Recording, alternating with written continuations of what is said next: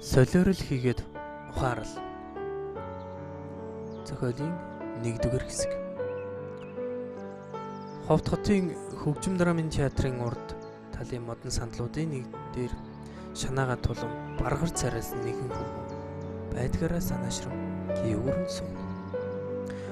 Мөнсийн олон улсын харилцааны сургууль суралцах түүний туйлын хүслэн бөгөөд тэрээр удахгүй их сургуульд суралцах хэрэг болгох. Эсвэл тэр ерөнхий шалгалт өгөх гэж байгаа ажээ.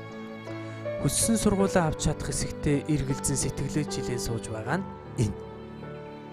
Цайвар цагаан царайг нь чимэг харааны шилний цанаас тормгоор харнууд нь үл мэдэг гялалзах бөгөөд үс хэлбэржүүлэгч түргэж гялалзуусан спорт тасалтай үсэн жаргах нарны туяанд гэлбан нэмнэ. Өтгөн хар хөмсөглөөлөн адил улаан өнгийн ялдан муруулн хүүг улам сэтгэл татхан болгох гэж. Энэ хүүг мөн хэрдэн гэдэг. Тэрээр гүнзгийрүүлсэн сургалтад прогресс сургуулийн төгсөх 11-р ангийн сурагч. Авиас бэлгэрээ үе тэнгийн нөхдөөсөө онцгоорч төрөл бүрийн тэмцээн уралдаанд төрүүлж ялж явсан яггүй авиаста бууцгай хүүхэд. Аймгийн аврах шалгаруулах түүхийн олимпиадад оролцож алтан медаль авсан, англи хэлний олимпиадад оролцож бас аврагуулсан гэдэл түүний амжилтын бүхээг тасралтгүй үргэлжлүүлэн дурдан гэвэл мөддөө дуусахгүй. Хүссэн сургуулаа авахын тулд англи хэл ба түүхийн хичээлийн шалгалт өгөх учиртай юм. Өөрт нь хангалттай их чадвар байгааг мэдэж байсан ч хотоос ирсэн сайн сурагчид тус хуваарийг нь авчих вэ гэж төвшиж байв.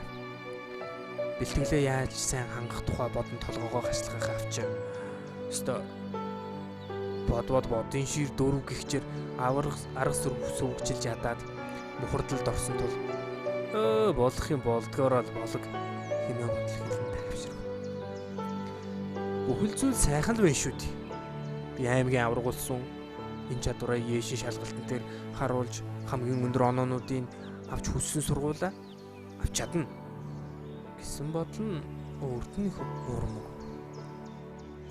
Ийм бодол хийж дуусах тэр нэгшинд нарч жаргав хүүч гэрийнхэн зүг ухсхий. Мөн хэрдэн 2 эрэгтэй дүүтэй. Хамбал тавс. Аав нь ховд их сургууль юм багш. Ээж нь аймгийн засаг даргын тамхын газарт нарийн бичгийн албыг хашдаг. Том дүү нь прогресс сургуулийн 8-р ангид, баг дүү нь 3-р ангид сурдаг. Сэхэтэн гэр бүлээс гаралтаа энэ хүү баг балчраасаа л бичиг номд боловсрчээ. Мөнхөрдний 6 настай цэцэрлэгэн хүүхэд байхад нь аав нь анх хүүхдүүдэд зориулсан цог сонинг хүүдээ захиалан өгснөөр түүнийг ном бичгийн эрдэмт шамдах анхны сэтэл болжээ. Тэр цагаас хойш хүү цагаан толгой сурж, уншиж сурж, номын цагаан буянгаас хүртэж эхэлсэн юм. 2-р ангиас сурч байгаа сагч дэлхийн сонгодог уран зохиолыг шимтэн уншдаг болсон ба түүний хувьд хорвоо ертөнц бүхэлдээ өөрөөр үзэгдэж эхэлсэн. Ба тэдгээр зохиолуудын гайхалтай үйл явдлууд нь хүү бүр алмааруулж орхидог. Ийм маягаар номноос олж авсан сайхан мэдрэмжүүдээ мөнхөрд нь өдгөөч гисэн сэтгэлдээ нандинсаар байд. Номыг уншиж номын цагаан буянг их хурааж байсны гавьяа түүнийг бусдаас их онцгой болгодог байж. Тэрээр 5-р ангид байхдаа Тэнгэрийн хүү гэдэг анхны үлгэрээ зохиож, 7-р ангидаа миний ертөнц хэмээх шүлгийн номуудаа хэвлүүлж, мөн 10-р ангидаа амьдрал гэдэг армаанаа бичиж хэвлүүлж байж. Товчондоо тэрээр үе тэнгийн мэсэ сэтгэлгээний хөт хитэн 10 жилээр төрүүлж байлаа. Алтны дэрэг дэх хууль шаарлын хичээр том дүү мөн хатнж саяхан өөрийн бичсэн шүлгүүдээ эмгэгдэх ном болгон гаргажээ. Баг дүү мөнх талаа ахнархан хэр хэмжээг гүцэхгүйч чадах чинээгээр эртний мэрэгдийн онч үгсээс суралцаж яваа насандаа багтамгүй ухаантай хэрсүү хүүхэд. Тэрээр эртний мэрэгдийн үгсийн чуулган субашид их судалдаг. Мэдээж эдгээр хүүхдүүдийн ийм хүмүүжиж байгаа нь яан харахгүй эцэг хийх нь ач хавь юм л. Даалангуй мөн хэрдний үдээ зэрэгтэй болсон нь ээжийнх нь ач буй. Өдгөө ховдын хүмүүр мөн хэрднийг мэддэг.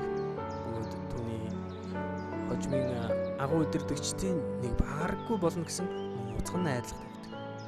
Мөн Эрдэнэ ч өөртөө итгэлтэй дотороо байдаг. Энэ хүн үнэхээр цугласан сайчууд дундаас ч онцгойрч шагшигдмаар нэг юм.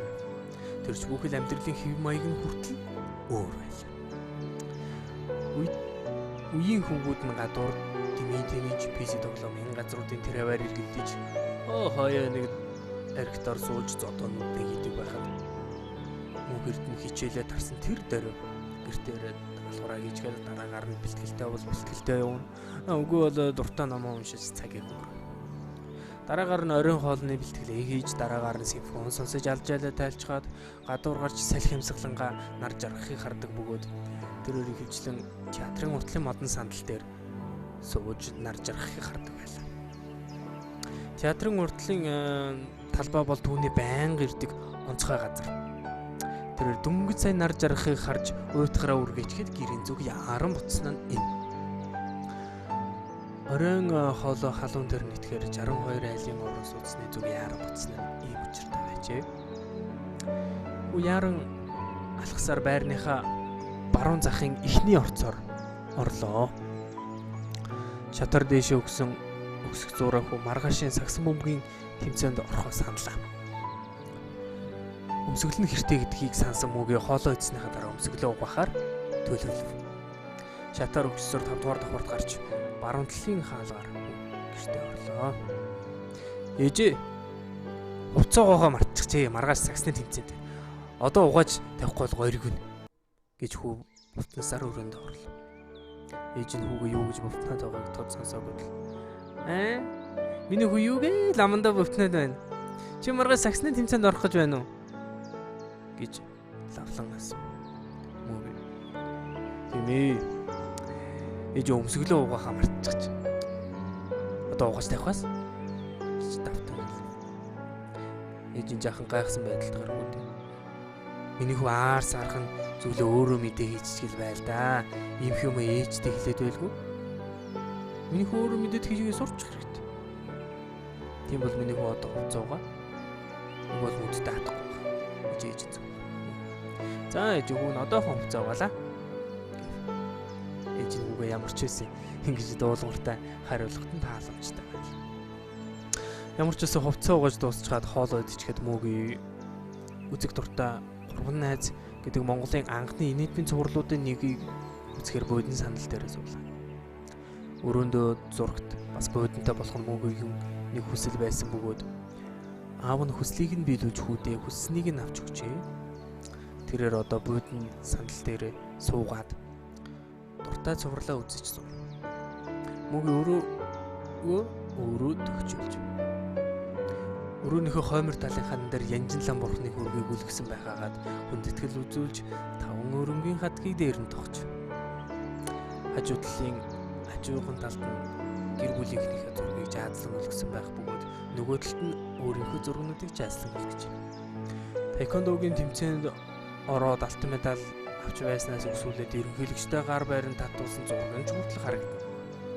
Баруун талын хан дэлгэв төрлийн номнууд өрөөсдөө том номын тавир үзэгдэнэ. Томас Манрейдийн морилсан тоглохоогүй.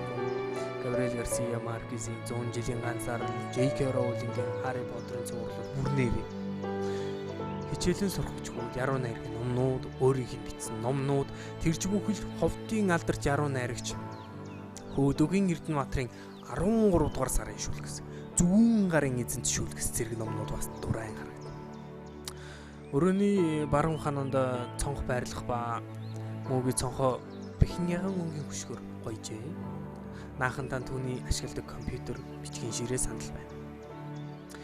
Өрөөний голд түүний том ор байх ба орноос холгүй мөгийн сууж буй ганц хүний бодин сандал. Түүний утган талд нь 21 мөнчин өнгөт зураг байна.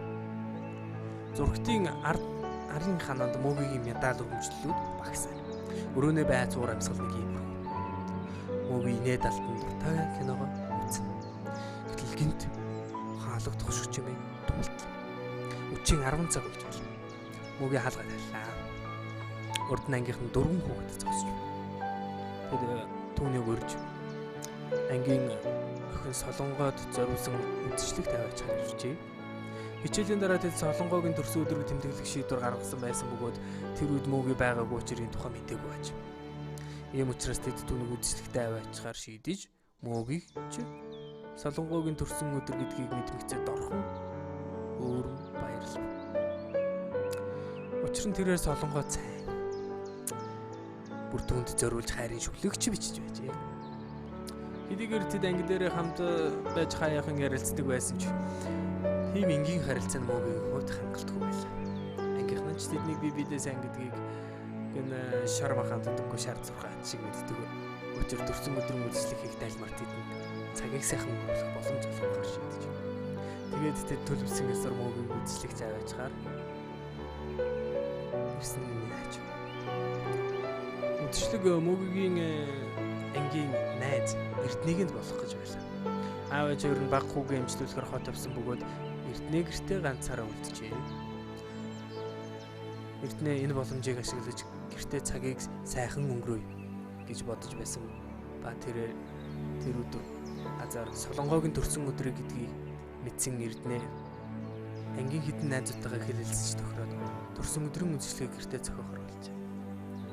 Эрдэнэгийн санаачлагыг дэмжсэн ангийнхан нь үйлчлэгийн орчинг бүрдүүлж бэлэн болгочхоод мөөгийг авчрахаар дөрвийгөө илгээж.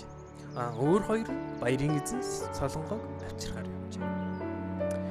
Мөөгийн ээжтэй хэлж 10,000 төгрөг аваад Солонгод үлдсэн шүлгээ аваад гарлаа.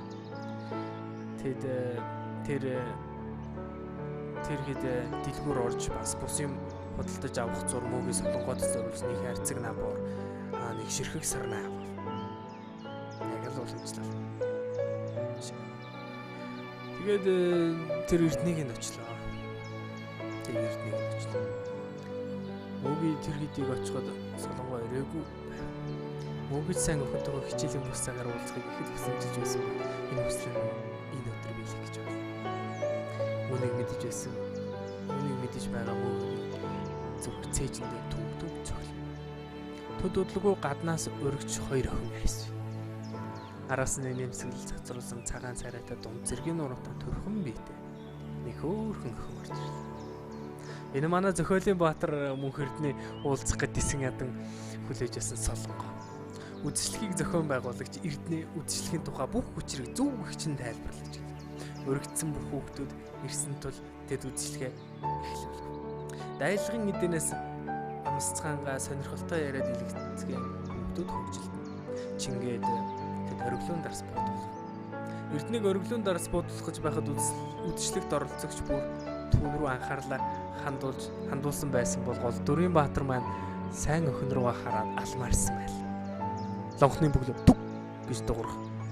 Тэр агшинд мөөгөө толгой дээрээс лантуугаар цохиулах гэж бөөмд гинт айн цочив. Эрдэнэ хундагнуудыг дүүргэж тараангүй. Эрдэнэ хажуудгүй найз нөхдөгөө төлөөлөх Солонгоод